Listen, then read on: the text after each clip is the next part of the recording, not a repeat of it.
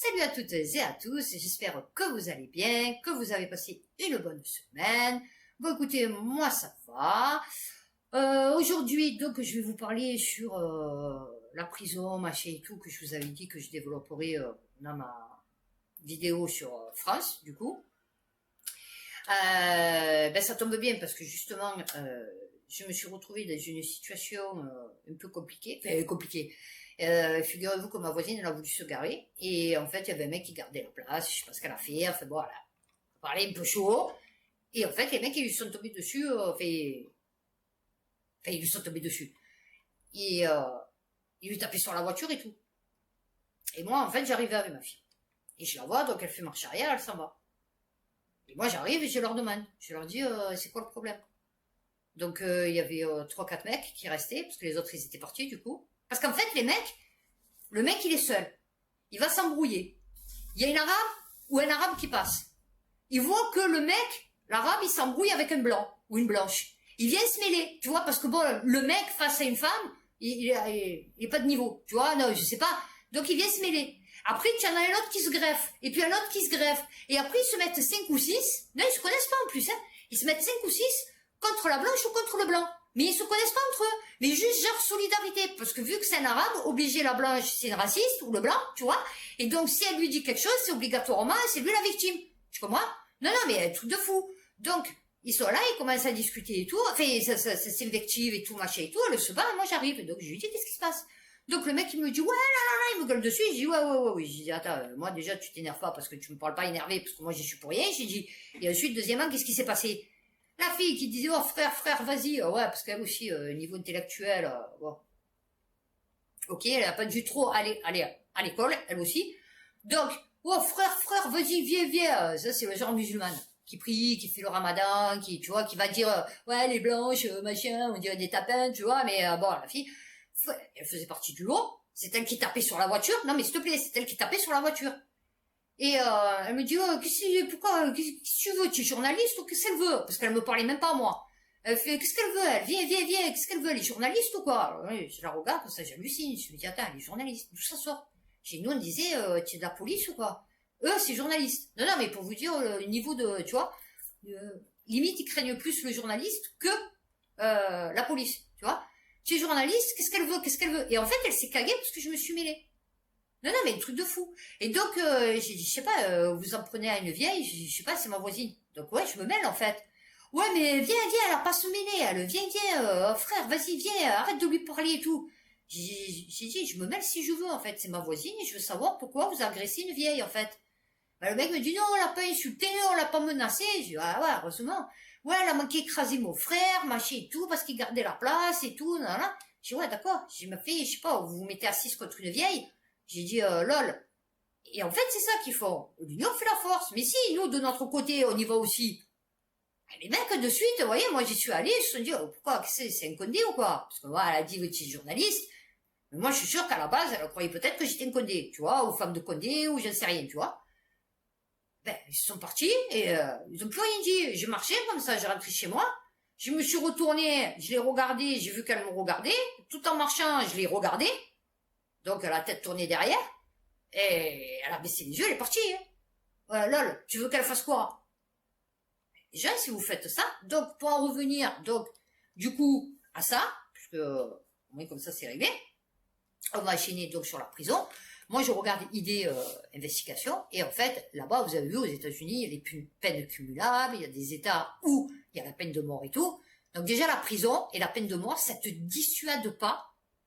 Enfin, pour certaines populations, ça ne les dissuade pas. Par exemple, une personne comme moi va réfléchir à 2 fois de tuer quelqu'un, tu vois, parce que je vais me dire, putain, une prison perpète, prison à vie, bon, on va trouver peut-être une autre solution, tu vois, que de tuer la personne. Bon. Donc ceux qui en arrivent à tuer la personne en ayant perpète et peine de mort, c'est que déjà dans le cerveau ça va pas. On est ok là-dessus. Une personne déjà normale, lambda, elle va pas tuer quelqu'un ou lui mettre des coups de couteau, enfin envisager de la tuer. Donc ceux qui font ça déjà à la base c'est qu'ils ont des soucis. Ok. Mais imaginons ils tuent sous la passion, le machin, bon, crise de jalousie, parce qu'il y en a ils sont jaloux, bon je sais. Ok. Ça va pas les empêcher de tuer. D'accord? Parce que d'un coup, c'est impulsif. On est OK. Donc déjà, la prison, la peine de mort, ça n'empêche pas les gens, selon certaines personnes, de faire des actes répréhensibles, de mettre de tuer quelqu'un. OK. Ou de violer quelqu'un, d'ailleurs. Ou de tuer, de violer, enfin de violer ou de tuer quelqu'un. OK. Là-bas, aux États-Unis, moi j'aime bien là-bas, parce qu'en fait, une personne, par exemple comme ce mec, le barbare de Cherbourg, il aurait pris perpète. Mais perpète, c'est-à-dire que le mec, il sort pas. Parce que la prison, ce qu'il y a de bien, voilà, la prison, ce qu'il y a de bien, c'est que c'est où tu es déclaré fou, donc tu vas en asile, ok, donc médicalement, tu n'es pas apte, enfin, tu discernes pas le bien du mal, machin et tout, ok, il n'y a pas de souci. Donc là, hôpital psychiatrique à vie, du coup, tu as tué quelqu'un, tu as empalé quelqu'un, tu as démembré quelqu'un, je ne sais rien, tu vois, un peu comme Damiabé, là, je sais pas quoi, Damiabé, là, fait bon, pour la petite Lola, ça, c'est des gens, si elle est saine de corps et d'esprit, enfin, je veux dire, surtout d'esprit, c'est perpète. Tu la mets à perpète. D'accord? Ok.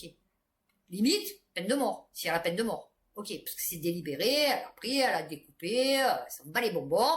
Tu sais que si elle peut le refaire, elle le refera. Enfin, c'est une psychopathe. Donc les psychopathes, c'est où tu restes à prison à vie, enfin un psychopathe dans le sens indifférent, ou tu restes à prison à vie, ou alors à ce moment-là, peine de mort. On est OK. Donc la prison, disons, on retire de la société à vie les plus pourris, ok, mais qui n'ont pas tué quelqu'un. Par exemple, l'autre qui a essayé d'empaler, enfin qui a empalé la fille, dans sa tête, il n'a pas voulu la tuer. Il s'est fait délire. Mauvais délire, très mauvais délire. Mais c'était pas dans l'intention de la tuer.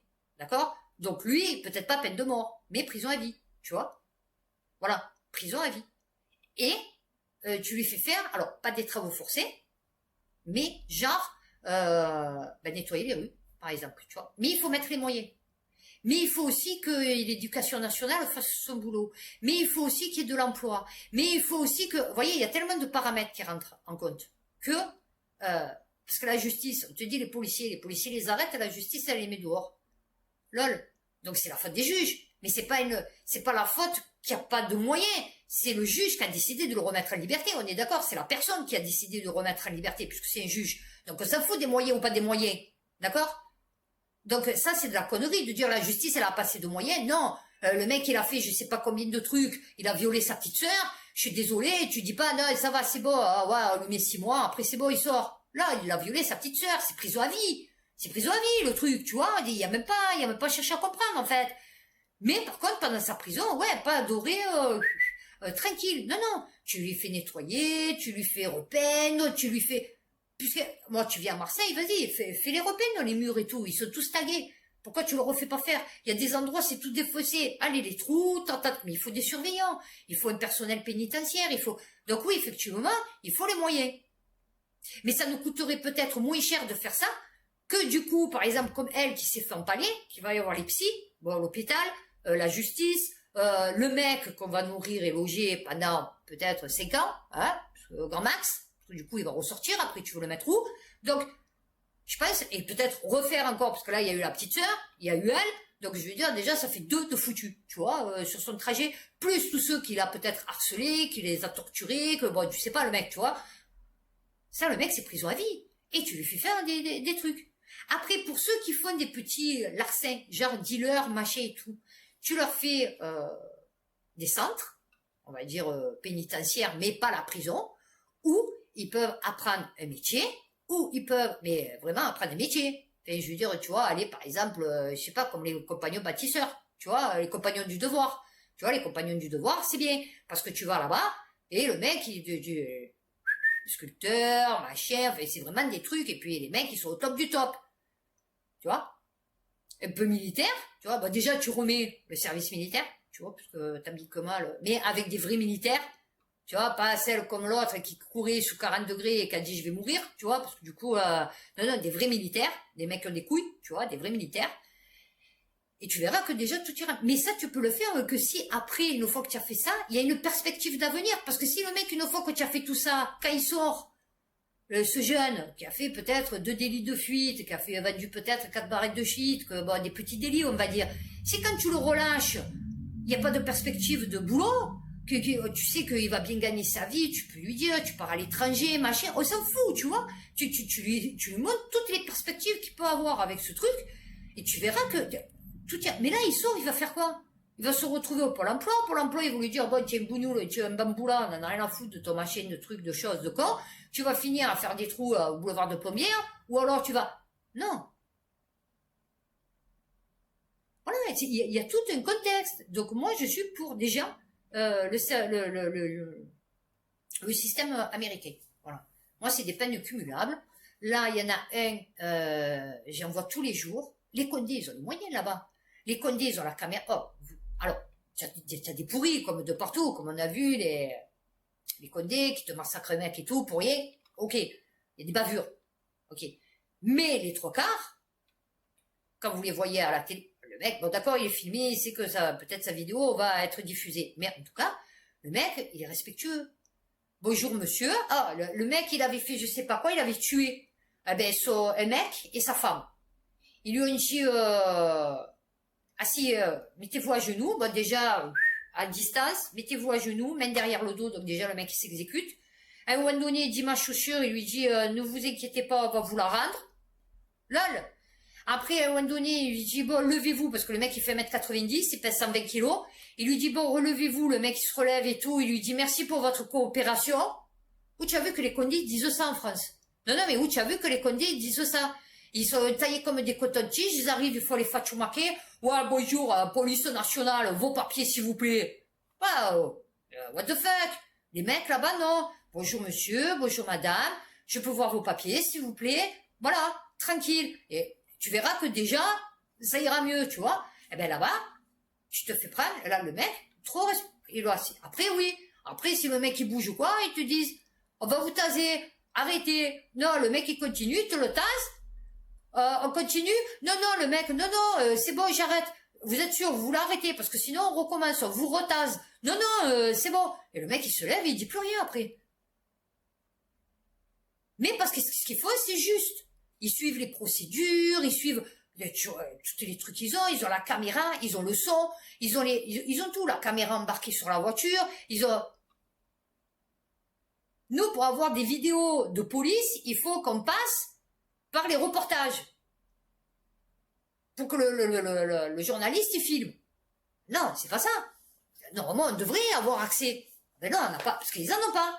Voilà, ils en ont pas. Et là-bas, tout est réglementé. Ils les mettent comme ça, il faut les mettre en l'air, il faut les mettre en l'air, ils se mettent à distance, il faut ci, il faut là. Ils ont tout un protocole qu'il faut qu'ils respectent. Nous, on n'a rien. Nous, c'est à la sauvage. Ah ouais. Moi, je suis pour ça. Moi, tout ce qui est, déjà, tu touches à un enfant, tu tues un enfant, tu violes un enfant, c'est prison à vie. Ça, je vous dis qu'il manque. C'est pour ça qu'ici, on s'en sortira jamais. Donc, France... Soupçonné de propos racistes, le préfet à l'immigration de la préfecture de police de Paris suspendu. Non, c'est bien. msn.com. Le préfet délégué à l'immigration de la préfecture de police de Paris a été suspendu en mai 2023 de ses fonctions par le ministère de l'Intérieur. Il est soupçonné d'avoir tenu des propos racistes et sexistes. Non, et ça va, le racisme, il n'est pas étatique, je sais pas quoi. Non, pas du tout. Gauthier Béranger avait déjà été accusé d'insultes racistes en 2008 par le vigile d'un centre commercial francilien. Et ouais, c'est là dans la vie de tous les jours que vous voyez qu'il y a eu souci. Des faits susceptibles de mettre en cause le fonctionnaire ont été portés à la connaissance de Gérald Darmanin. Et donc, il aurait dit quoi? On ne sait pas. Ouais, non, vaut mieux pas savoir. Et ouais, non, je pense que ça risque de choquer. Ouais, non, parce que quand ils ont des propos racistes, c'est pas spécialement des insultes, tu vois, mais c'est tellement dégueulasse ce qu'ils disent, tu vois, que du coup, ça te donne envie de gerber, tu vois, voilà. Évacuation du grand bidonville de Bordeaux, msn.com. Eh ben, voilà, ben, nous on en a à Marseille, ils en ont aussi. Alors, 250 habitants de ce petit hameau. Oui, parce que c'est des petits hameaux maintenant. Eh oui, nous on en a un petit là, un petit, tout petit hameau. Ah oui. Alors, situé sur la rive droite de la Garonne à proximité du pont Jacques. Chambre d'Elma, spectaculaire au Pont-Levant. Eh ben voilà, on avait ça en dessous. Ouais, non, c'est bien. C'est-à-dire, tu es là, tu fais, waouh, il est beau le pont, et puis des coups, il se soulève, tu fais, ah ouais, d'accord. Ah ouais, d'accord. Bon, vivement qu'il se rabaisse, tu vois. Ouais, non. Depuis 2019, vous vous rendez compte? 16 familles, 31 adultes et 22 mineurs. Et ouais, c'est ça qui... c'est parce qu'ils ont presque autant de mineurs que d'adultes. Contrairement à nous. Ah ouais, nous on a plus de seniors que d'adultes. Et c'est même pas de mineurs, c'est d'adultes. Alors, enfin, parmi les familles n'ayant pas souhaité bénéficier d'un accompagnement social, 4, 7 adultes et 3 mineurs ont accepté mercredi une solution d'hébergement d'urgence. Ah ouais, non mais oui, c'est sûr. Ah, c'est mieux l'hôtel, hein. Ouais, non, attends, on te fait les chambres et tout. Oh, ouais, non, attends, oh, là, tu vas voir la maison, faut que tu te tapes le ménage. Ah ouais, non, attends, oh. MSN.com, les gendarmes ne peuvent plus intervenir. Des migrants prennent la mer au milieu des touristes. Bon, oui. Bon, attends, t'imagines de courir comme ça dans le sable? Eh ouais, attends, et puis dans l'eau, oh, faut avoir de sacrés muscles, hein, moi je te le dis, parce que je le faisais quand j'étais jeune. Ouais, c'est pour ça qu'on m'appelait Maradona. Ouais, j'avais les jambes de Maradona. Ça et le vélo. Et je courais au bord de la mer. Et en fait, effectivement, faut être vachement costaud quand même pour courir. Alors, un bateau qui charge des migrants sur une plage bondée en pleine matinée au milieu des vacanciers à Boulogne-sur-Mer. Eh ouais, non, c'était pas en Espagne ou... Non, non, dans le Pas-de-Calais. La photo a fait la une mardi. Ah bah oui. On y voit des enfants dans des petits voiliers, des adeptes du yoga, des vacanciers profitant de la côte d'Opale. Ah bah oui, bah écoute. Tous ont assisté à ce nouvel épisode de la crise migratoire. Ouais, crise sanitaire, crise climatique, crise migratoire. Ah ouais. La photo traduit une réalité. Oh bah oui. C'est souvent des bandes d'au moins 10 personnes. Souvent, c'est le soir quand on ferme la terrasse vers 22h30, 23h. Ils n'ont pas de nourriture. Ils sont juste là pour tenter la traversée. Bon, encore s'ils veulent partir, ça va, hein. Limite, allez-y, c'est bon. L'eau est chaude. Ah ouais, non, parce que du coup... Alors, les départs commencent au petit matin. Ah bah, il fait chaud, là. Ah bah oui, enfin, il fait bon, du coup, il fait pas encore chaud. Alors, et parfois même en pleine journée. Eh oui. Le taxi boat, désormais, les passeurs demandent aux migrants de ne plus attendre le bateau sur la plage, mais d'aller directement dans l'eau. Ah bah oui, bah bientôt, ils leur diront d'aller à la nage. Ah ouais. Ils leur diront, vous nous payez, et nous, juste, on vous surveille. Oui, pour voir si vous éloignez pas trop avec le courant. Ouais, non, non. Alors, enfants rapatriés de Syrie. Tout va bien. Ne vous inquiétez pas, tout va bien. Il n'y a que des signaux d'alerte. Ouais, non, que des signaux. Des petits bips. C'est le petit bip qu'ils ont entendu en 1972. Il n'y a que petit bip. Non, ça va. Que quelques jeunes. Ouais, non, enfin, ils sont passés 100 millions non plus, tu vois. Donc, voilà. Non, ça va. 326 mineurs. Alors, tout est relatif. Tu vois, quelques jeunes, c'est-à-dire. Non, parce que du coup, à la différence de leurs parents, les enfants n'ont pas choisi de rejoindre la cause de l'organisation terroriste. Oui, non, ils n'ont pas choisi. Ok, ça a été imposé, mais ils l'ont subi. D'accord? Alors, il y en a peut-être, ça va être, ouais, ok, je l'ai subi, ça me dégoûte. Et puis, il y en a d'autres qui me disent, non, c'est mon idéal, tu vois? Jusqu'alors, des signaux d'alerte n'ont concerné que quelques jeunes. Nous n'avons pas relevé d'incidents majeurs. Non, ils n'ont pas poignardé, tué, non, ça va. Pas encore, pas encore. Le droit à la fois français et international ne permettent pas de rapatrier des enfants contre l'avis des parents. Donc du coup, on est obligé de rapatrier les parents. Ouais, non mais voilà, c'est ce que ça voulait dire en fait. Refus d'obtempérer à Rambouillet. Je voulais embrasser ma femme et mes enfants avant la prison. Ah ben là, c'est sûr que tu vas y aller, du coup. Eh ouais, non, parce que peut-être là, tu devais y aller, mais du coup, là, tu vas sûr, et peut-être plus pour plus longtemps, en fait. Non, c'est bien. Un homme âgé de 29 ans avait refusé d'obtempérer lors d'un contrôle routier, percutant 2 véhicules de police lors de sa cavale automobile. Ah ben voilà, c'est lui, c'est la suite. Voilà, on sait pourquoi il voulait... D'accord. C'était pour faire le bisou. Ah ouais, c'était pour faire le bisou. Il a été condamné à 4 ans de prison ferme. Eh ben voilà. Donc on va savoir ce qu'il avait fait, du coup. Alors, 160 km/h dans Rambouillet. Je vois, oh là là, de suite. Alors, Alexandre effectue quelques courses. Ah. Oh, j'ai pas un bougnoul ou un bambou là. Oh.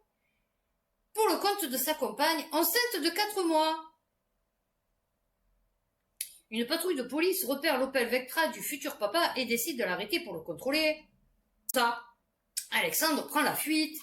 Feu de signalisation grillé, contresens, dépassement dangereux, toutes les infractions routières y passent. Rue Louvière, l'homme percute l'avant-gauche d'une première voiture de police avant d'emprunter la RD 150.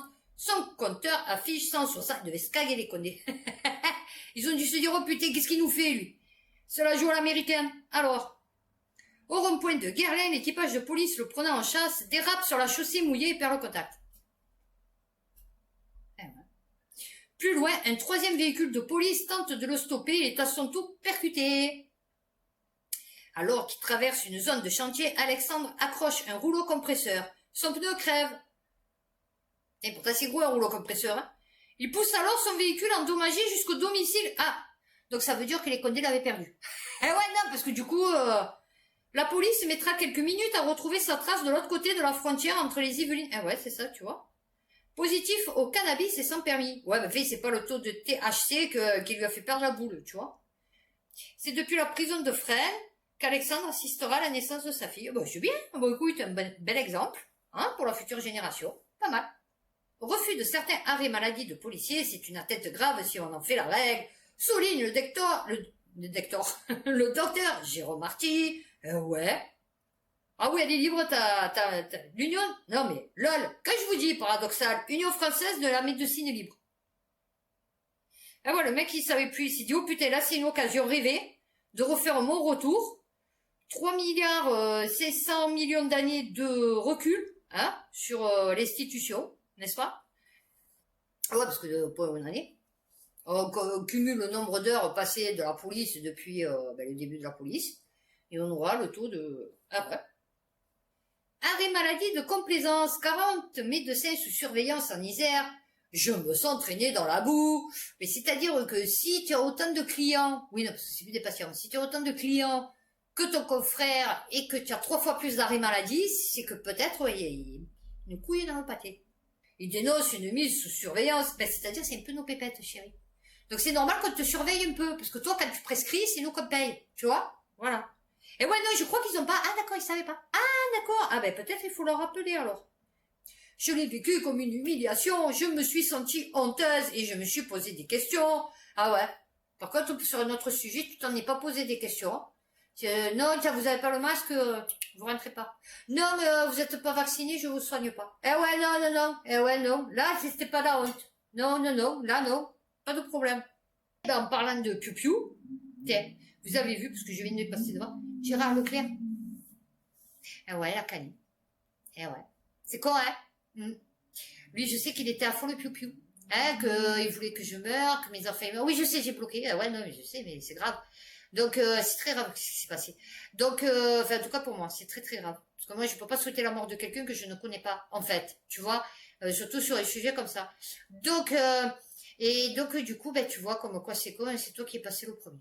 Ah ouais, avant moi et avant mes enfants. Bon, grâce à Dieu, hein, comme je dis toujours. C'était rigolo que il se retrouve avec un mec qui voulait que les autres meurent pour qu'il reste en vie et que finalement c'est lui qui partira avant les autres. ouais, voyez comme quoi. Hein. Le karma. Alors, le Figaro.fr, Pani, Biolay, Hallyday, bon surtout Hallyday. Ah ouais, non, surtout Hallyday. La Cour des comptes s'interroge sur les aides versées aux plus gros artistes. Eh ouais. Eh ouais, c'est pour ça qu'ils ferment leur gueule. Eh oui, c'est pour ça qu'il aime bien Macron. Eh ouais. Ben, de tous les présidents d'ailleurs. Eh oui. Verse plus de 400 000 € à la maison de disques de Johnny Hallyday. Ah, je suis mort de rire. À ce moment, il y a la pub de sa montre, avec le bout de sa veste. Il doit faire 4 mm sur 1 mm. Et les mecs, je suis sûre qu'il y en a certains, ils achètent... Moi, ça me fait rire quand je vois les sosies. Vous savez, le mec, il se prend pour Johnny. Non, mais mort de rire. Alors déjà, Johnny, c'est pas une référence. Et ensuite, deuxièmement, t'es pas du tout Johnny. Non, t'es pas... Non, c'est comme moi, je sais pas, je me verrais en Brigitte Macron. Tu vois, non, je suis pas Brigitte Macron. Déjà, moi, j'ai pas de perruque. C'est mes vrais cheveux, tu vois, qui font n'importe quoi en ce moment. Parce que du coup... Je sais pas pourquoi, il y a du laisser-aller capillaire. Alors, le code de la route évolue en 2023. De nouveaux panneaux ont fait leur apparition. Du décompteur de temps au passage. Ouais, ça c'est pas mal par contre, tu vois. Parce que des fois, tu te dis j'ai le temps de traverser ou j'ai pas le temps de traverser, tu vois. Parce qu'aux États-Unis, par exemple, à Las Vegas, putain, il faut que tu traverses en 3 secondes, quoi. Tu n'as pas le temps d'apprécier le traversage de la rue. Tu es là, tu marches, tu es tranquille à l'européenne, tu vois. Puis d'un coup, pouf, c'est rouge. Sauf que quand c'est rouge, ça démarre de suite, tu vois. Donc tu es obligé de courir. Tu vois. Là, tu crois que c'est les feux à la française. Non, non, même là, avec les feux de signalisation, ils sont hyper rapides, les mecs. Un accord de l'OMS sur la prévention des pandémies fera abandonner sa souveraineté à la France. C'est trompeur. Mais ils vont vous dire non, mais oui. Vous allez voir. Alors, les États membres de l'Organisation mondiale de la santé sont convenus d'un processus mondial visant à élaborer et à négocier une convention, un accord, ok. L'objectif de cet accord, permettre aux pays du monde entier de renforcer les capacités nationales, régionales et mondiales et la résilience face à de futures pandémies, concrètement, être mieux armés face aux pandémies. Alors, Adhanom Ghebreyesus, la pandémie du Covid-19 a mis en lumière les nombreuses failles du système mondial visant à protéger les personnes les plus vulnérables privées de vaccins, les personnels de santé qui ne disposaient pas des équipements, là il parle pour nous, nécessaires pour accomplir leur travail, permettant de sauver des vies, et des approches privilégiant les intérêts personnels qui entravent la solidarité mondiale, bon, là il parle pour les bamboulas, nécessaires pour faire face à, ouais, parce qu'il fallait... Eh oui. Donc, quelques jours avant, ils avaient déjà appelé les pays à s'unir. Oui, d'accord. Alors, un accord toujours en cours de négociation dans la décision finale appartient aux États. Ah bah oui, c'est juste parce qu'il n'a pas été validé. La majorité des 2/3 de l'Assemblée de la Santé sera nécessaire pour l'adoption de ces conventions ou accords, lesquels entreront en vigueur au regard de chaque État membre lorsque ce dernier les aura acceptés conformément. Ah ben non, on va pas perdre notre souveraineté. C'est lorsqu'il va y avoir un vote et que tous les pays vont dire ouais ça va, donc du coup il en faut les 2/3, la majorité des 2/3, les 2/3 du coup, même nous si on n'a pas voté pour, du coup, puisqu'il y a une majorité de 2/3, c'est pas majorité absolue, enfin bon, tu m'as compris, on va être obligé de suivre le truc, le schmilblick, ouais. Terre agricole française, enquête sur une razzia chinoise. Mais non, pas du tout. Mais non. Un véhicule dernier cri acheté par leur patron chinois. Ouais. En effet, ah oui, non, parce que du coup, c'est pas les patrons français. Oui. En effet, depuis 2017, nous, on en est encore avec la charrue et les vaches. Tu vois, limite. Alors, environ 900 hectares de terrain dispersés sur plusieurs communes du département. Ouais. Cette acquisition s'est faite via la société française Ressources Investment, créée par le milliardaire Kekin U, et dont le mandataire est Marc Fressange, un homme d'affaires français diplômé de HEC, souvent nommé gérant de ces sociétés civiles d'exploitation agricole, créées par les investisseurs asiatiques. Ah bah oui. Oh, mais si tu peux collaborer avec l'ennemi, oh bah oui, pourquoi te gêner, hein, contre des pépettes? Bah oui. M'en fous, hein, j'en ai à foutre. Bon. Véhicule de 1911, la France suffoque pendant 70 jours et pleure des milliers de jeunes enfants. Eh ben là, on peut pas les compter. Et non, on peut pas les compter parce que c'est des enfants qui sont morts. Et ouais, vous savez que les enfants, ils comptent plus maintenant.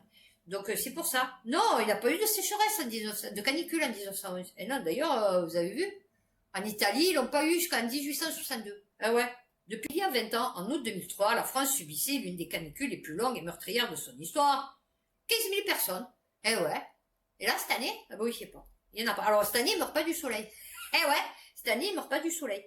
Le pays croule sous une intense vague. Eh ouais, mais ils avaient pas le thermomètre à l'époque. Ils te l'ont dit.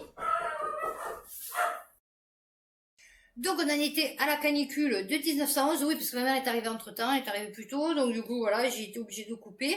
Donc, à cette date, il fait 34 degrés à Paris et le physicien Joseph Joubert, directeur de l'observatoire de la Tour Saint-Jacques, rapporte que la chaleur dépasse déjà les moyennes observées depuis le 7 juillet pour varier entre 33 et 35. Magasins fermés, rues désertes, cohue aux gares, à partir de midi, c'est affreux et comique, le soleil frénétique a l'air de chauffer une ville morte. La nuit tombe, mais la chaleur, elle ne tombe pas.